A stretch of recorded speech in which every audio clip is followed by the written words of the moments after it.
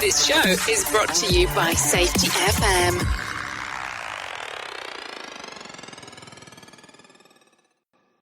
This is Safety Justice League.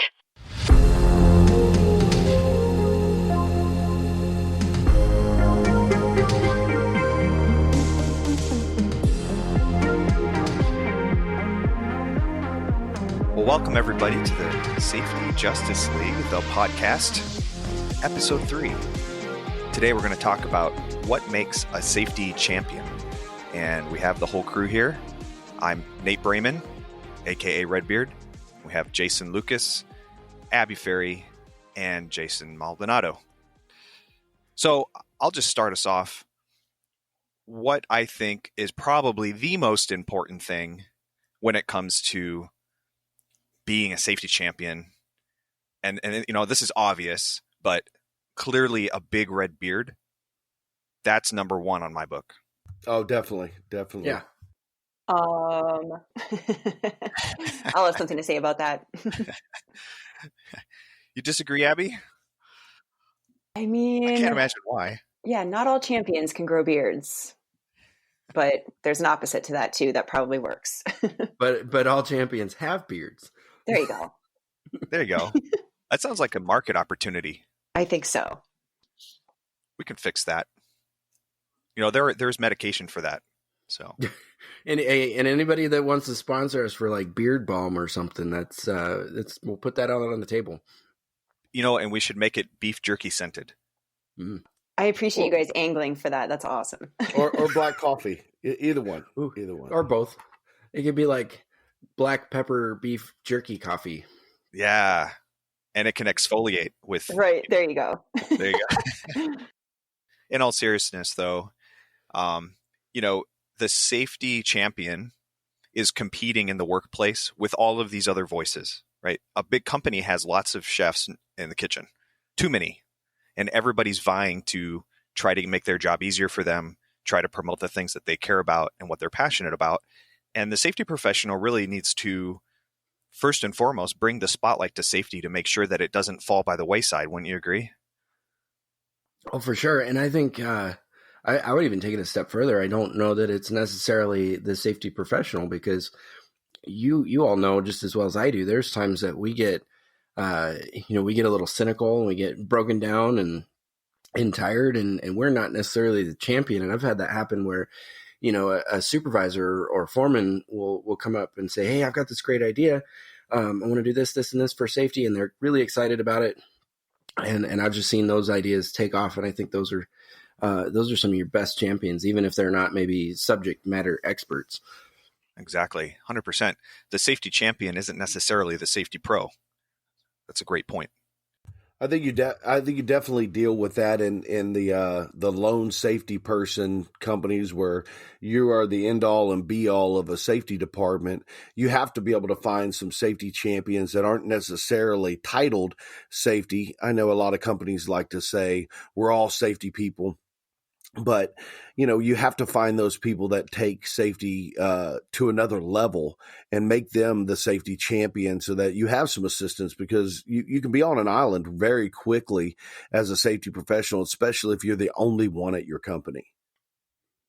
I definitely have had that experience at my first job where I just organically understood that I couldn't clone myself, but did realize that having someone that had that safety mindset was important to have that presence on the job sites. And so having we didn't call it safety champion. We had a safety carpenter program because they were the people that were always fixing things on our sites.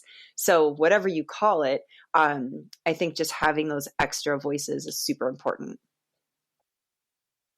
Yeah, you know, that it makes me think about the game of Uno for some reason. You know, or any card game really, the idea of what a safety pro should be doing is when you have these ideas vying in a workplace, you know, whoever the safety champion is, whether it's a safety pro or another person, if you put every time you touch on safety, it's like putting a card down on a discard pile in a game of Uno.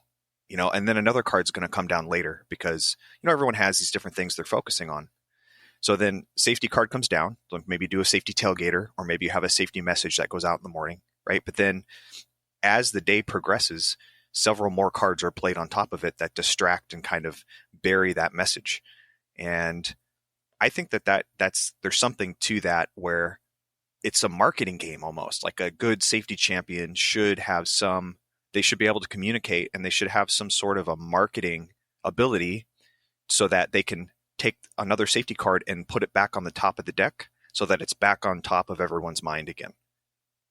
Yeah, and I think that's probably a good thing for us to do on this podcast is let's go around the table a little bit and try to outline a little bit of what we think. What are some attributes or some characteristics of what makes a good safety champion or a good safety carpenter or whatever it is that your company calls it? What are some of those attributes? So Maldonado, why don't you kick it off? Wow, right on the spot. I think the first thing is willingness. I just got done doing a 3-month training session, basically with a person who was from the manufacturing floor, no safety background whatsoever, but she was just really anxious to learn and open and, willing to do anything that the job and the learning required. So I think that's the first thing is willingness, not necessarily any kind of background, but just a passion and a drive. There's something that you want to get better at, or you want to capitalize on and help other people see in the workplace, and then go on from there. I think they have to be have that organic kind of team player mindset too, that they understand that while they may be a really great safety voice, they're not the be all to end all, like we've talked about, that they would know when to take the sidelines or the coaching aspect and when they should be speaking up too. Yeah, I think that's a great point. And, for me, that really kind of segues into some of my thoughts here about building communication pipelines, because being a good communicator that's exactly what it is. You need to know when to step in to facilitate, but when to get out of the way too. And building the, not just the person-to-person pipelines, you need to have that person-to-person communication. And then there's the top-down communication, and then there's the bottom-up communication. And there are all kinds of barriers that can hamper that pipeline. And so building the pipeline for communication and then defending the pipeline and then eliminating those barriers from all of those angles, from communication out to all employees, to the bottom up, like how to give the employee a voice to the leadership, the people at the helm of a company. And then also just being able to relate to people. But building that communication is just key. And a lot of that, I've learned a lot of that can be built by understanding marketing and how the human mind works and how to communicate effectively. I think we've all probably worked with people that we've tried to build up like a pipeline of safety champions, like the bench or the people. But then you've found, I'm sure, that there's people that just flounder in being able to carry that out. And so also, not only while we're talking about who are these safety champions and how to identify and like cultivate that, also being mindful of what isn't a good safety champion too, because you have to be careful, because with the marketing aspect also is that you don't want just anybody carrying your brand name out there. And sometimes we can get the wrong person. I just made a note. I just made a note here that says what makes or defines a safety pro, but I accidentally said, instead of spelling pro, P-R-O, for some reason I just spelled P-O-O. And so it says what makes a safety poo. And that's exactly, Abby, what you're getting at. Yeah, we don't want safety poo.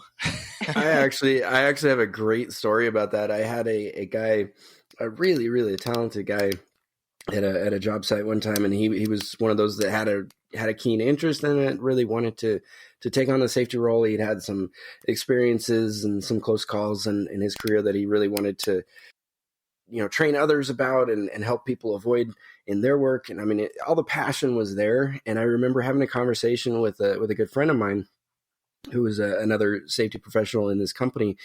And when we started talking about getting this other, he's a welder.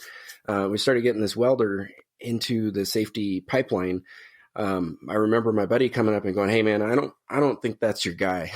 And I was kind of blinded at that point, and I said, "No, I think you're wrong. He's great. He's going to do all these good things." And my buddy point blank said, "No, that guy's an alcoholic, and he's going to have some issues." And lo and behold, I won't tell the whole story, but almost 2 years down the road, we did have some pretty serious issues, and that was a good call out. Not that you have to worry about anybody that ever drinks a beer, but or else I'd be in trouble. But we do have to kind of listen to our peers and be really selective on those people. Otherwise, 2 years later, lo and behold, safety poo. Safety poo. That is now the title of this episode. Yep, it is. With the poop safety emoji. Safety Yep. poo. And I think that one of the things that we need to be looking for when we're dealing with trying to find that safety champion is find your communicators, because the most important, like Nate was saying earlier, the most important thing is that ability to communicate. You can have all of the knowledge in the world, but if you can't communicate that knowledge to other people in a way that they care about listening to, then it's going to go in one ear and out the other if they even have the ability to express that. That old adage that says, nobody cares how much you know until they know how much you care is a really important part of safety, because if they don't think that we care about them, then they're not going to care about the things that we have to say to them. And so we have to look for that in our potential safety champions. Do they care? Because if they don't, then they may not be the best choice. They may be part of that safety poo category. I have to disagree with you a little bit on that. I think that finding good communicators is definitely a key, but I've also had a lot of success with people that I felt like they're not big talkers, or they completely shy away from public speaking altogether, but their actions are something that the other crew members pick up on. So in construction, of course, people reward productivity. And I've also seen where I've been able to recognize people that lead safety by their safe actions, and other people take note and follow those people. So it's not so much just communication in what they're saying, but also look for their actions too. Because not everybody is going to be able to lead a tailgate meeting of like 60 people and do well. But they can lead day by day in what they do. How dare you? How dare you disagree with me? I had to. No, I exactly see what your point is on that. And to clarify what I was saying, communication isn't necessarily communicating from a standpoint of leading big meetings. I think you have to be able to talk to people. And I think that, just your actions sometimes speak louder than your words. And I think you can communicate. I don't disagree with you. I think you can communicate through your work just as much as you can communicate through your words. So I don't think we're completely in disagreement. I just needed to clarify a little better. Of course. Also those people can have small, brief interactions with their coworkers, like one-on-one and one-on-three people where they're speaking up or saying words of encouragement to other people. So you're right. It's not just like a huge tailgate meeting and someone's public speaking, but even just the courage and ability to speak up in their smaller crew setting as well. Well, you guys pointed out something just now, I think inadvertently, that is huge, and it's different viewpoints. That's what this show brings. That's why we started it. But, having those people that are out on your project, out on your site, manufacturing floor or construction project or whatever it is, that see the world from a different perspective is huge, in furthering the safety message, because we see it one way, having been trained and subject to this for the last 2 decades or so. But your person on the ground that's doing the work with their hands, they're going to see it a completely different way. And even though we have disagreements at times, you guys just had a conversation, and you worked through differences, and I think steered yourselves toward a clearer vision of what we're after. So I think that's huge too. Well, on the safety poo side of this, right? So it's always good to look at the good and the bad. Like I, for one, I don't learn as well from a good example as I do from a bad example, because the good example you tend to take for granted, like a good boss. I've had really great bosses and I never even knew how great they were until I had a bad boss, you know? And so then I learn a lot from the bad boss. I'm like, oh, I don't want to do that. And so I think Abby made a really good point and about how it's not just the ones who are super verbal or the ones who are very good communicators, because there are some really good communicators who speak like used car salesmen, and they're really, really good at talking. But then, it's just not genuine. It's not, kind of like to Jason Lucas's point about, they don't really care. They're just kind of slick and polished on the outside. And it just seems there's something about it that kind of raises that little red flag, Oh, for sure. And body language can give away a lot of that. So somebody could be giving mixed messages if they're really slick talking, but then their body language isn't really backing it up. And especially not if their actions don't back it up. It's so much psychology. We're going to have another episode sometime where we bring all of our psych knowledge to the podcast and get into psychology for safety people. Cause I think that's something that a lot of us, it's ongoing. You can keep learning, but I think it's something a lot of safety people don't have a solid foundation in. No, and you can't fake it either. And I think that's what's so beautiful about having a safety champion who's not a safety pro is you don't have to, they don't have to say, I care about safety. And I think a lot of safety professionals think they have to go around verbalizing that. And it's not genuine. You're like, oh, I really care about you. But the champions do, they're doing it because they want to.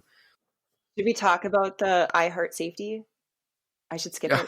Oh dear God. No, skip that. We'll record. We can record that episode immediately following this one. Excellent. Yes, we can. I did want to bring something up though about that. I used to say kind of sarcastically to my crews, I'd say, I actually care about you.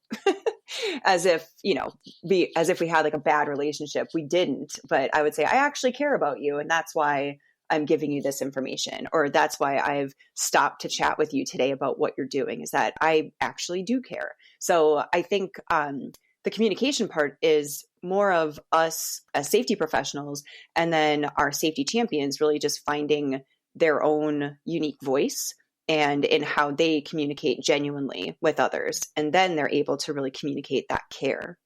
Right. Being genuine is a big part of it, because one of the things that I've noticed is when people are not genuine, they'll tend to say it all the time. It's just on a broken record, just on repeat. And they use the exact same words and they think, oh, as long as I say it a lot, then that people will believe it. And to me, that's one of my red flags, actually. If somebody keeps saying something that really should be obvious, like, hey, you matter, it's it just becomes a punchline to something.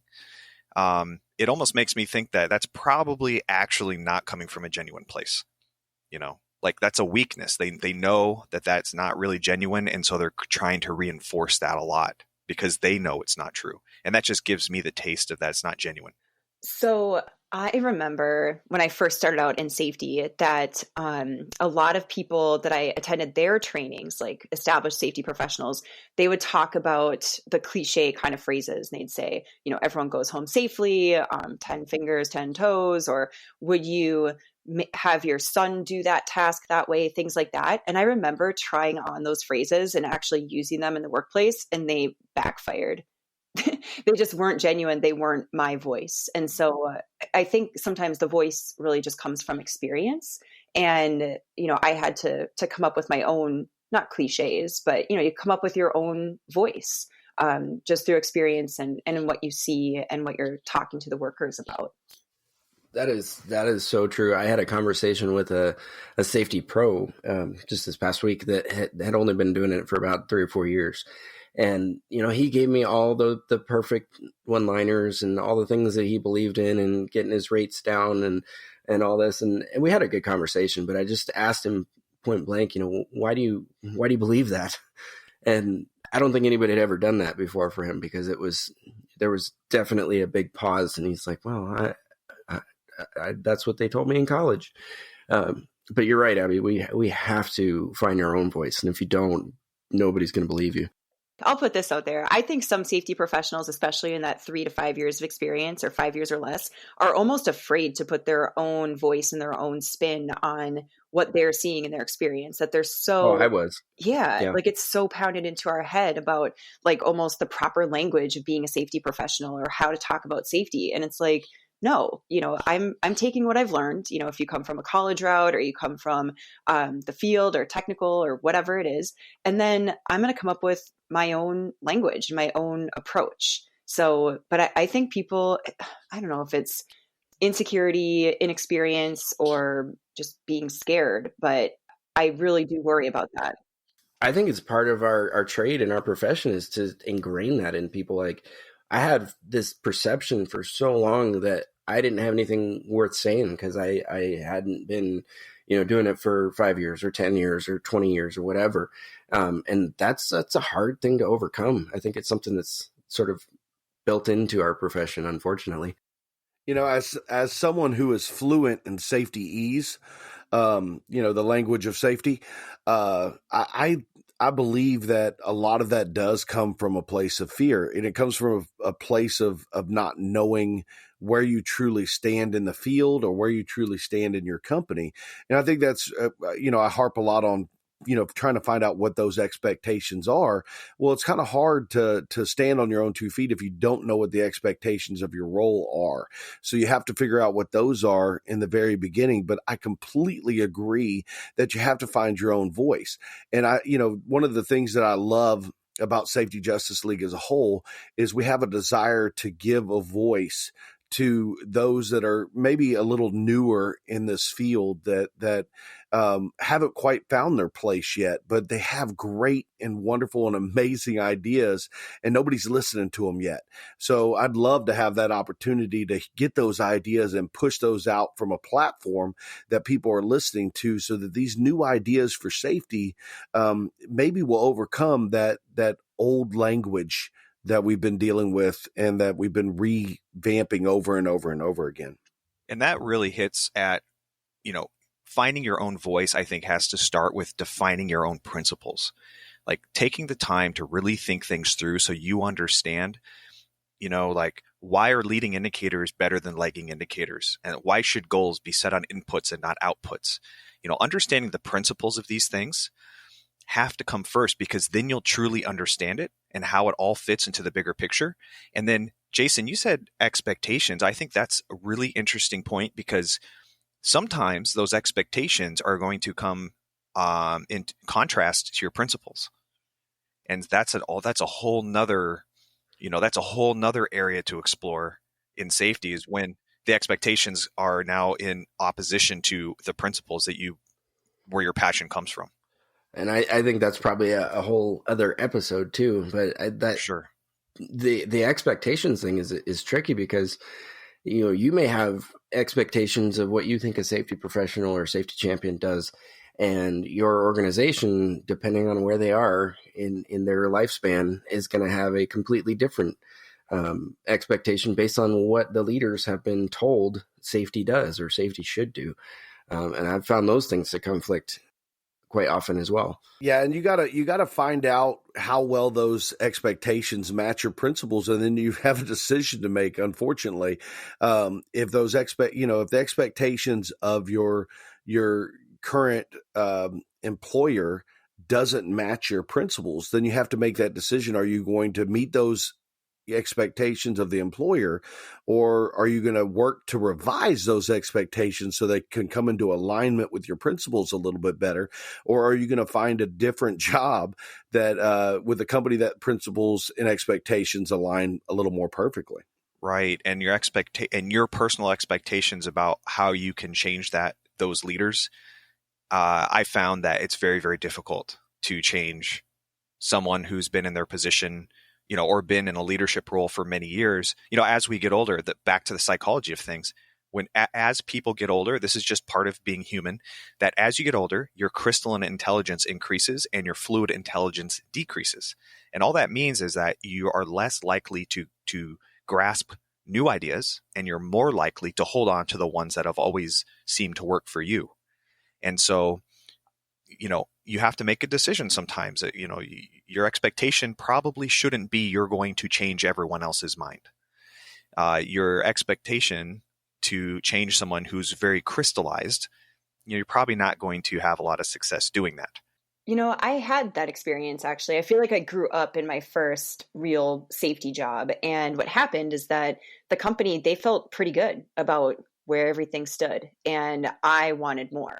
So it's not always that a company is having high expectations or different expectations, but sometimes it's almost like no expectations and they're happy with it. And if someone needs a challenge or, in that case, my philosophies didn't align with the company any longer. So I had to make a change.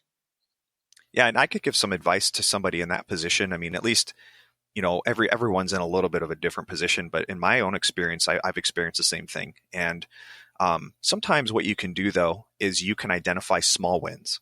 If you can't change the big picture, you can sometimes, especially in a larger company, you can identify safety champions who aren't necessarily safety pros. And I've had a lot of success doing this, but if you can find a safety champion in your organization, like a general manager of a plant or a mine or something like that, that gets it, that you can connect to, what you can do is you can work with those people on the micro scale, and they can start rolling out additional programs or additional efforts, or they can, test. It's always good to test small before you roll something out anyway.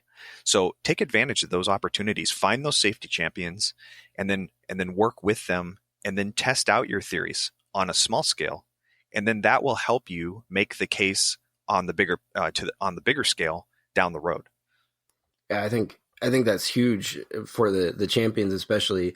One of the things that I show in training pretty frequently is a little clip where Arnold Schwarzenegger talks about first winning, his first few competitions in weightlifting and bodybuilding and all these things. And he talks about this little trophy that he got, and you can only hear it in Arnold's voice once you hear it the first time. But he talks about this little trophy that he won, and that was the thing that pushed him to get the next little trophy and the next little trophy and the next little trophy. And I think if our champions understand that is their role, and those little things are actually huge, they're going to take those things and then kind of propagate the champion universe and make more of them, because they're going to get excited about their little wins, and then somebody else is going to want to share in that and have that experience too. Well, I think that's a great way to end this episode, with that positive message. First, of course, I have to do the traditional, let me just get my beef jerky out and start conditioning my beard, just rub it right on there. I think that's how I'm going to end every episode. You can hear that. And I'm drinking coffee, so that fits. Well, thanks, everybody. I appreciate all of our listeners. If you guys want to know more about what we're doing or keep up to date on what's coming up, we have some big announcements coming. Go to safetyjusticeleague.com and subscribe. Hit that subscribe button.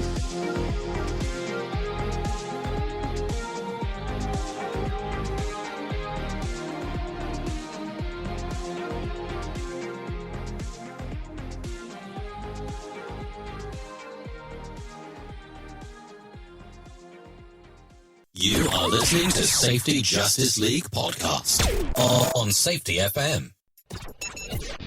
The views and opinions expressed on this podcast are those of the host and its guest and do not necessarily reflect the official policy or position of the company. Examples of analysis discussed within this podcast are only examples. They should not be utilized in the real world as the only solution available, as they are based only on very limited and dated open source information. Assumptions made within this analysis are not reflective of the position of the company. No part of this podcast may be reproduced, stored in a retrieval system, or transmitted in any form or by any means, mechanical, electronic, recording, or otherwise, without prior written permission of the creator of the podcast, Jay Allen.